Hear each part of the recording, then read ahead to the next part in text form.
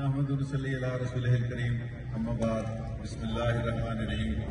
लाखों करोड़ों दुरूद सलाम उस ज़ात अक़दस पर जो वजह तख्लीक़ कायनात है और जिनके दम कदम से ये मेले सजे हुए हैं और जिनके नालैन पाक का सदका हमें ये इज़्ज़तें और ये वक़ार और ये रौनकें और ये रौनक शामिल हैं।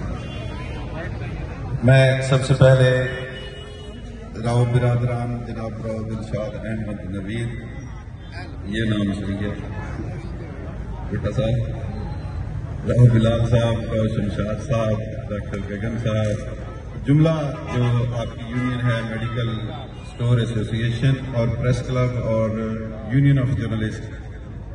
प्रेस क्लब और यूनियन ऑफ जर्नलिस्ट पर तो मेरा हक है कि मैं इनका मेंबर हूं और हमारे पूरे जिले की मेरे कल कैंडिडेचर में मैं वाहिद सोल कैंडिडेट हूं जर्नलिस्ट साहब का। ऐसा ही नहीं रहा और मेडिकल एसोसिएशन के पास आज मैं वोट मांगने के लिए नहीं आया।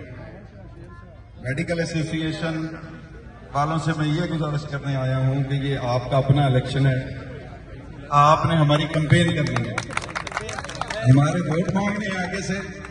आपका अपना इलेक्शन है। अल्लाह रब्बुल इज्जत हमें इस इज्जत से सरकार दो आलम के नालैन का सदका हमें कामयाबी दे देता है तो मेडिकल स्टोर पर दावे नहीं बोले जाएंगे, ये मैं कह रहा हूं। ये आपको यकीन दिलाता हूं कि इंतजामिया की जो ये बदमाशी है वो मेडिकल स्टोर पर इंशाल्लाह नहीं चलने देंगे हम।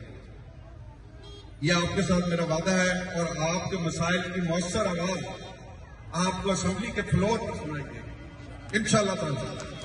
सिर्फ आवाज सुनाई नहीं देगी, आपके हकूक की सिर्फ जंग नहीं लड़ूंगा, आपके हकूक की सिर्फ आवाज नहीं उठाऊंगा, हम अपने हिस्से का हक ये कहकर कि साडा हक अच्छे लेकर आएंगे हम इंशाअल्लाह। सिर्फ आवाज नहीं उठाई जाएगी, हमारा हक हम लेकर रहेंगे। वो हक जो पिछले 15 सालों में सिर्फ एक अकाउंट में जाता रहा है, वो हक और वो पैसा अवाम के मसले के हल के लिए खर्च किया जाएगा।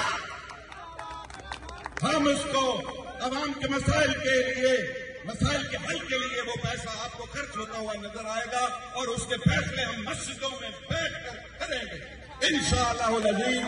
आप सबकी मेहरबानी। अल्लाह हाफ़िज़।